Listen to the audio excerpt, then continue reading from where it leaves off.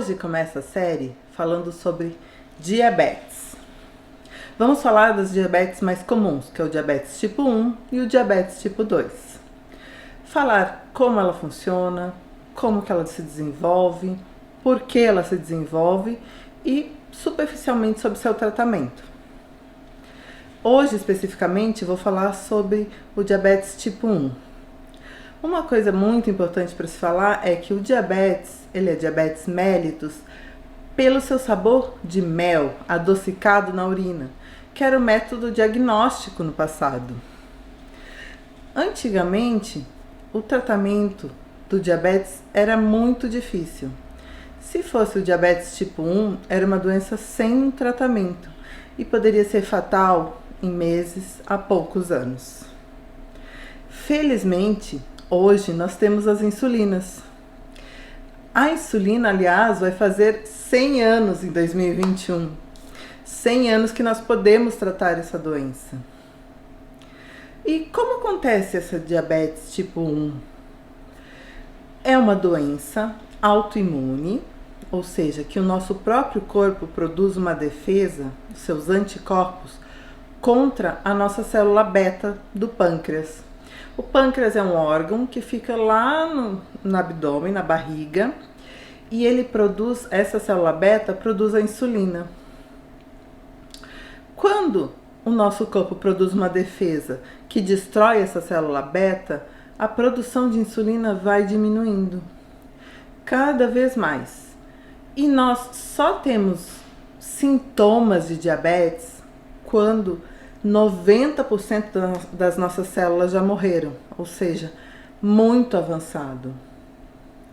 Mas e por que o nosso corpo produz anticorpos, uma defesa contra nossa própria célula? Isso ainda está sendo estudado, ou seja, várias doenças autoimunes nós não temos exatamente um motivo. O que nós sabemos é que não há uma relação muito frequente com a história familiar. A causa mais comum é esporádica.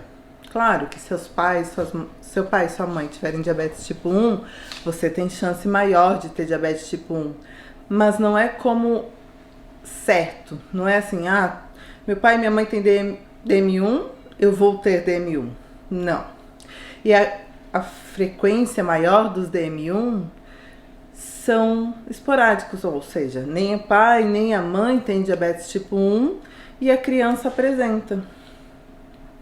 Ela, em geral, é de diagnóstico cedo, entre os 5, 6 até os 20, 22 anos, mas pode se desenvolver a qualquer momento da vida. Quando ela acontece depois dos 30 anos, nós dizemos que é um diabetes mellitus tipo 1 de início tardio, tá? Que é o LADA. Muito difícil a gente fazer o diagnóstico de diabetes tipo 1. Em geral não, mas em geral nós fazemos esse diagnóstico já com as complicações graves, como uma cetoacidose diabética. Por que o nosso corpo desenvolve essa cetoacidose? A cetoacidose ocorre quando o nosso corpo precisa de açúcar, tá? Cada célulazinha usa esse açúcar, a glicose, para produzir energia, ATP, e conseguir funcionar, cada célulazinha. Se não conseguirmos essa glicose dentro da célula, o corpo começa a sentir falta. E a insulina é exatamente isso. A insulina se liga lá na superfície da célula, com um receptor da célula, que abre uma porta e deixa a glicose entrar. Ela consegue fazer um caminho da glicose que está no sangue para dentro da célula. Se ela não existe, não abre essa porta, fica muita glicose circulando no sangue e nenhuma glicose dentro da célula, que é onde a gente precisa. Sem glicose dentro da célula, a célula começa a ficar sem energia. É como se você estivesse morrendo de fome. Então, o que ela faz? Vamos usar outras coisas. Vamos gastar a nossa gordura, que produz alguns corpos cetônicos nesse meio do caminho, para usar esse corpos cetônicos como energia. Produz, só que não tem uma glicosezinha ali para fazer efeito, ou tem uma quantidade muito pequena. E esse excesso de corpos cetônicos leva a uma acidose, ou seja, o sangue, que devia ter um pH médio de 7,35, um número assim, começa a ficar mais ácido, 7,3, 7,2, 7,1, que já é extremamente ácido. E essa acidose atrapalha todas as funções de todos os nossos órgãos.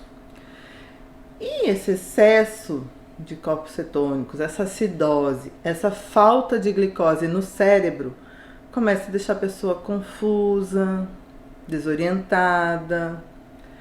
E esse excesso de açúcar no sangue, o corpo diz, não, tem muito açúcar aqui, isso aqui tá ruim, vamos mandar embora. Como é que a gente manda embora? No xixi. Só que para sair açúcar, tem que sair água para carregar aquele monte de açúcar. A pessoa começa a desidratar, mais alteração neurológica, mais confusão. E o que acontece? A pessoa acaba no hospital, confuso, desorientado, com dor abdominal, não sabe se é uma apendicite, se vai ter alguma coisa, às vezes desmaia, às vezes fica agitado. E isso é uma complicação muito grave do diabetes, que acontece quase 100% das vezes, grande maioria das vezes, no diabetes tipo 1, porque não tem insulina nenhuma para dar um apoio, tá? Isso é muito importante a gente entender. E a maioria dos diagnósticos de diabetes tipo 1 feitos hoje é depois de uma crise de cetoacidose diabética, que é uma complicação grave do diabetes. É uma complicação que pode levar a óbito, se não for rapidamente tratado. A pessoa está com ácido, o sangue está mais ácido, está confuso, está desidratado. Mas e como que a gente faz um diagnóstico antes? Quais são os sintomas? Os sintomas mais comuns, a pessoa começa a ter muita fome, muita sede. Sede, água. Começa, apesar de comer muito, perder peso. Porque lembra, todo aquele açúcar não consegue entrar na célula. Vai sendo todo eliminado pelo rim. Você come, mas o que está te nutrindo mesmo é o teu depósito de gordura. Algumas pessoas têm um pouco de confusão, visão turva, acorda à noite várias vezes para tomar água, fazer xixi em grande quantidade, não é que vai fazer um pinguinho toda hora, é muito xixi, muito, todas as horas, uma sede que parece que não tem água no mundo que seja suficiente, uma fome, perda de peso, e ela pode ficar confusa, pode ter um pouco de dor abdominal. São os sintomas mais comuns. Qualquer desses sintomas já é um bom motivo da gente procurar um médico para fazer uma avaliação. Tem alguma coisa errada, mesmo que não seja o diabetes, ninguém pode tomar 5, 6 litros de água por dia e ser normal. Então a gente tem que ver se está tudo bem, se é uma polidipsia, que é sede excessiva por algum outro motivo, tem que averiguar, tá? O diagnóstico de diabetes tipo 1, quando não é feito, a gente sabe que tem que ter uma glicemia alta no sangue, tudo bem, isso a gente já tem claro. Mas para a gente fazer o diagnóstico de diabetes tipo 1, em geral a gente pede anticorpos, que são os autoanticorpos, que devem vir, 90% dos casos de diabetes tipo 1 vem positivos. E isso confirma o diagnóstico de diabetes tipo 1. Nos 10% que não vem positivo, a gente sempre fica na dúvida. Mas daí a gente consegue ver pela quantidade de insulina que é produzida. Tem alguns outros métodos, mas sempre precisa ter a pesquisa desse anticorpo. E o tratamento? Bem, como a gente falou, o tratamento para diabetes tipo 1 é insulina.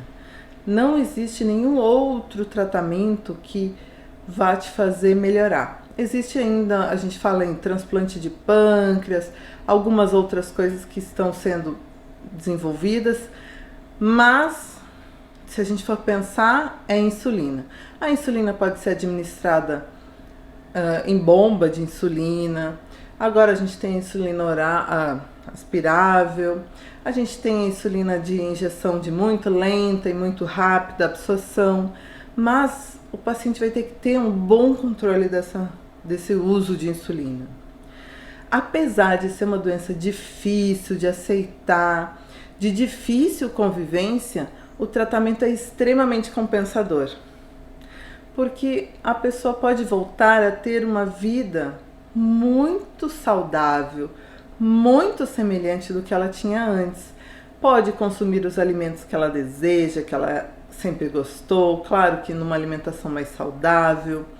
Ela pode fazer atividade física, ela vai ter um tempo de vida muito melhor. Não é mais uma doença fatal que você sabe que, se não tratado, a pessoa tem meses, às vezes, de vida. E se bem tratado, esse tempo de vida se prolonga a quase a normalidade. Mas tem que ser muito bem tratado desde o início. E as tecnologias para tratamento de diabetes tipo 1 vêm melhorando a cada ano.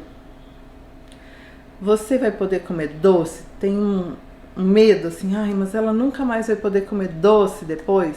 Por quê? Na verdade, você não produz insulina e você precisa de carboidrato. Claro, nós não orientamos uma dieta baseada em doce para ninguém, nem para diabético, nem para não diabéticos. Mas você pode comer. A gente faz contagem de carboidratos. Por isso é importante o acompanhamento multiprofissional com um médico endocrinologista, com um nutricionista especializado, com um educador físico, às vezes um psicólogo para ajudar, porque é uma doença que vai mudar muita coisa no seu estilo de vida. Mas muita coisa vai ficar boa. Vai poder comer doce, vai poder passear com os amigos, vai poder ir em festa. Vai ter um controle maior? Vai. Na infância é mais difícil, porque as crianças têm uma dificuldade de compreensão, de por que ela tem que fazer isso e o amiguinho não. Mas, bem conversado, bem estimuladas, as crianças também entram no tratamento e vão bem. Existem vários grupos na internet dos diabéticos tipo 1, como fazer isso melhor. E isso sempre deve ser procurado. Grupos sérios que fazem isso, explicam para as crianças, fazem teatros. E a gente consegue que, tendo uma aderência melhor ao tratamento, a gente tem menos complicações, tanto agudas, que são as tipo cetoacidose graves, quanto as crônicas, que são as que mais nos dão medo, que é a neuropatia, a oftalmopatia da pessoa perder visão, perder a alteração de função do rim, perder a sensibilidade ou ter dor nas pernas, todas as alterações que podem vir. Mas isso é crônico. Se a gente cuidar bem desde o começo, tiver consciência, entender a doença, aceitar, que é a parte mais difícil, a chance de que tenhamos essas complicações crônicas muito, muito mais tarde, ou às vezes nem tenhamos, é muito maior. Então, diabetes tipo 1 é difícil de tratar, é difícil de aceitar, mas quando aceito e bem tratado, pode nos trazer uma qualidade de vida muito semelhante à dos pacientes não diabéticos.